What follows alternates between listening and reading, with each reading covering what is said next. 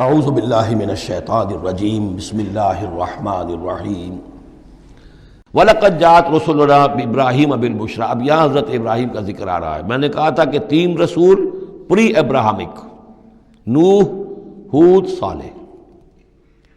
3 رسول کو ہم کہہ سکتے ہیں پوسٹ ابراہمک، اگرچہ ان میں سے ایک جو ہیں وہ ہم عصر ہیں۔ حضرت لوط حضرت ابراہیم علیہ السلام ہی کے بھتیجے ہیں، انہی پر ایمان لائے تھے، ان کے ساتھ ہی انہوں نے ہجرت کی تھی۔ پھر ان کے بعد شعیب، وہ بھی حضرت نوح حضرت ابراہیم کی نسل سے ہیں۔ پھر جو بھی بنی اسرائیل تھے ان میں موسیٰ بھیجے گئے، وہ بھی حضرت ابراہیم کی نسل سے ہیں۔ آخری رسول محمد صلی اللہ علیہ وسلم وہ بھی ابراہیم کی نسل سے ہیں۔ لیکن یہ کہ ان میں سے 3 کا ذکر کرنے کے بعد اب ابراہیم کا ذکر ہو رہا ہے یہاں سورہ انعام میں۔ وہاں جو پہلا جوڑا تھا حضرت ابراہیم کا ذکر جو ہے وہ اس انباء الرسل میں سے بالکل نکال کر لے گئے تھے، اور وہ قصص النبیین کے انداز میں سورہ انعام میں آ گیا تھا۔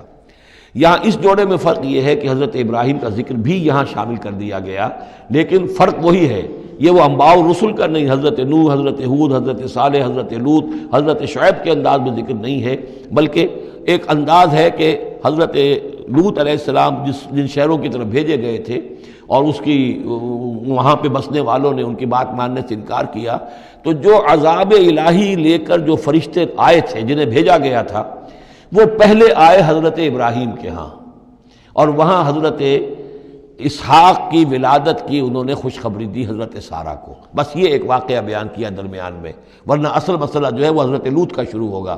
انباء الرسل کے اعتبار سے جو معاملہ ہے وہ حضرت لوط کا واقعہ ہے۔ وَلَقَدْ جَاءَتْ رُسُلُنَا إِبْرَاهِيمَ بِالْبُشْرَىٰ، اور ہمارے فرشتادے، ہمارے ایلچی، فرشتے ہمارے بھیجے ہوئے آئے ابراہیم کے پاس بشارت دینے کے لیے۔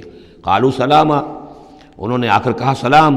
قال سلام، حضرت ابراہیم نے بھی سلام کا جواب سلام سے دیا۔ فما لبث ان جاء بعجل حنیذ، تو پھر ذرا بھی دیر نہ کی، فوراً گئے اور ایک تلا ہوا بچڑا ان کی ضیافت کے لیے لا کر سامنے رکھ دیا۔ فلما رأى أيديهم لا تصل إليه، تو جب انہوں نے دیکھا کہ ان کا تو ہاتھ آگے بڑھ ہی نہیں رہا، اس بچڑے کا گوشت کھانے کے لیے آمادہ ہی نہیں ہے، نکرہم، تو اب وہ کچھ کھٹکے دل میں کہ یہ ہیں کون۔ اس زمانے میں رواج یہ ہوتا تھا کہ دشمن جب آتے تھے کسی کو قتل کرنے کے لیے تو اس کا نمک نہیں چکھتے تھے، نمک خوار ہو جائیں گے تو پھر کیسے قتل کریں گے۔ تو ایک تو اندیشہ یہ ہوا کہ یہ کسی برے ارادے سے آئے ہیں جو میری یہ ضیافت قبول نہیں کر رہے۔ نکرہم واوجس منہم خیفہ، اور ان کے دل میں، حضرت ابراہیم کے دل میں ان کی طرف سے ایک خوف پیدا ہو گیا۔ قالوا لا تخف، انہوں نے کہا نہیں آپ ڈریے نہیں، انا ارسلنا الی قوم لوط، اصل میں تو اللہ کے ہم فرشتے ہیں، بھیجے گئے ہیں قوم لوط کی طرف۔ اب وہ آخری فیصلہ اس کا جو ہے وہ ہمیں چکانا ہے۔ وامرأتہ قائمۃ فضحکت، ادھر کہیں حضرت سارہ بھی پیچھے کہیں کھڑی ہوئی ہوں گی پردے کے پیچھے، وہ اس پر ہنس پڑی۔ مطلب یہ کہ حضرت ابراہیم کی جو حالت انہوں نے دیکھی کہ میرا شوہر خوفزدہ ہو گیا تھا، تو اس کے اوپر کچھ ان کا معاملہ ہوا، فضحکت، وہ ہنسی۔ فبشرناہا باسحاق، تو ہم نے انہیں بشارت دی اسحاق کی، یعنی فرشتوں نے ان کو بشارت دی اسحاق کی۔ حضرت اسماعیل کی ولادت ہو چکی ہے، لیکن حضرت اسماعیل کو تو حضرت ابراہیم جا کر چھوڑ آئے ہیں، اور وہ تو مکے میں آباد ہیں۔ حضرت سارہ کی اولاد ہوئی نہیں تھی، اصل جو خاندانی بیوی تھی ان کی وہ تو حضرت سارہ تھی۔ حضرت ہاجرہ جو ہیں وہ تو بادشاہ مصر نے ان کی خدمت میں ان کو پیش کیا تھا، اسی لیے ان کو لونڈی بھی کہہ دیتے ہیں، یہ حالانکہ وہ شہزادی تھی، وہ بادشاہ کے ہاں شاہی خاندان کی خاتون تھی حاجرہ، سلام علیہا۔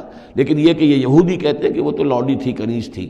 تو چونکہ اولاد نہیں ہوئی تھی حضرت سارہ کے ہاں، تو حضرت سارہ ہی نے کہہ کر پھر حضرت ابراہیم سے کہا تھا کہ آپ تعلق قائم کریں حاجرہ سے، شاید اللہ تعالیٰ آپ کو حاجرہ سے اولاد دے دے۔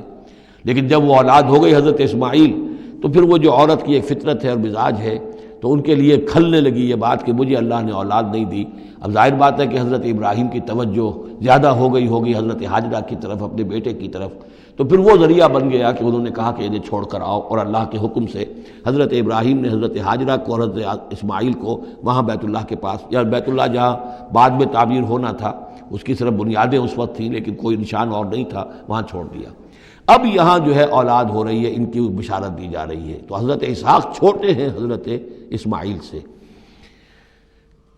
فضحکت فبشرناہا باسحاق ومن وراء اسحاق یعقوب، اور یہ بھی کہا کہ پھر اسحاق کے بعد اسحاق کے ہاں ایک بیٹا ہوگا یعقوب، وہ بہت ہی ہمارے ہاں اس کا درجہ بہت بلند ہوگا، یعنی بیٹے کی بشارت پھر پوتے کی بشارت۔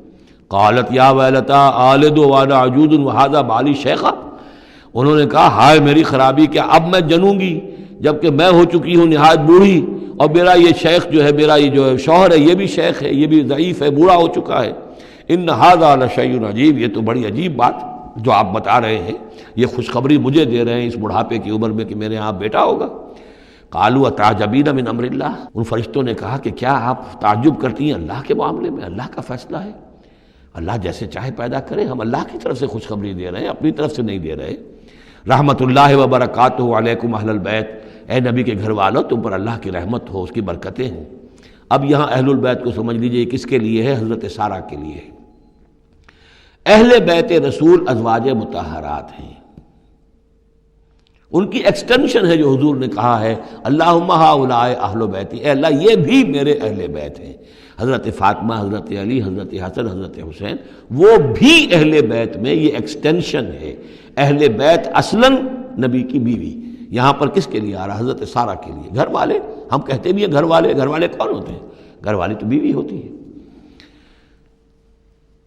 قالوا اتعجبین من امر اللہ رحمت اللہ وبرکاتہ علیکم اہل البیت انہ حمید مجید، یقیناً اللہ حمید ہے اور مجید ہے، بہت بزرگ ہے، بڑائیوں والا ہے، اور اپنی ذات میں ستودہ صفات ہے۔ فلما ذهب عن ابراہیم الروع، جب ابراہیم کا خوف جاتا رہا، وجاءت البشریٰ، اور یہ بشارت پہنچ گئی، ان کے لیے خوشی کی بات تھی کہ اب سارہ کے ہاں بھی اللہ تعالیٰ بیٹا عطا کرے گا۔ یجادلنا فی قوم لوط، اب اس نے جھگڑنا شروع کر دیا ہم سے قوم لوط کے بارے میں۔ یہ مجادلہ جو ہے یہ تورات میں بڑی تفصیل سے آیا ہے کہ دیکھو تم جو جا رہے ہو، اگر اس شہر کے اندر، ان بستیوں کے اندر 50 آدمی بھی راست باز ہوں گے تو کیا کرو گے؟ کیا پھر بھی ہلاک کر دو گے؟ فرشتوں نے کہا نہیں، اگر 50 آدمی وہاں ہوئے، اگر راست باز ہوئے تو ہم ہلاک نہیں کریں گے۔ اچھا دیکھو، میری کوئی حیثیت نہیں ہے، میں بہت ناچیز ہوں، لیکن میں پھر جرأت کرتا ہوں، میں اللہ سے عرض کرتا ہوں کہ اچھا ہو سکتا ہے 40 ہوں وہاں پر، تو پھر اچھا 40 بھی ہوئے تو پھر ہم ان کو بھی پھر چھوڑ دیں گے، بستیوں کے اوپر عذاب نہیں آئے گا۔ ہوتے ہوتے 5 پہ آ گئے، جس پہ کہ آخر میں کہا گیا کہ اے ابراہیم چھوڑو اب اس بات کو، اب یہ تیرے رب کا فیصلہ آ چکا۔ وہاں ایک بھی نہیں ہے، تم 5 کی بات کر رہے ہو۔ وہاں تو سوائے حضرت لوط علیہ السلام کے خود اور ان کی 2 بیٹیوں کے اور کوئی بھی نہیں تھا کہ جو ان شہروں میں سے بچا ہو۔ تو یجادلنا فی قوم لوط، اب وہ قوم لوط کے بارے میں ہم سے جھگڑنے لگے، یعنی چونکہ وہ حلیم الطبع تھے، طبیعت میں نرمی تھی، وہی جو حضور کی طبیعت میں بھی تھی، حضرت ابوبکر کی طبیعت میں بھی تھی، اس وجہ سے انہوں نے کہا کہ عذاب سے بچنے کی کوئی شکل ہو سکے۔ ان ابراہیم لحلیم اواہ منیب، 3 الفاظ جمع کر دیے گئے۔ یقیناً ابراہیم بہت ہی حلیم بھی تھا، بہت ہی نرم دل تھا، اور بہت ہی اللہ کی جناب میں رجوع کرنے والا تھا۔ یا ابراہیم عارض عن ھذا، تو اب کہا گیا ان سے کہ ابراہیم اب چھوڑیے، اب اس بات سے آپ ذرا قطع تعلق کیجئے۔ انہ قد جاء امر ربک، یہ تو اب آپ کے رب کا فیصلہ آ چکا ہے۔ وَإِنَّهُمْ آتِيهِمْ عَذَابٌ غَيْرُ مَرْدُودٌ، اب ان پر وہ عذاب آ کر ہی رہے گا جسے لوٹایا نہیں جا سکے گا۔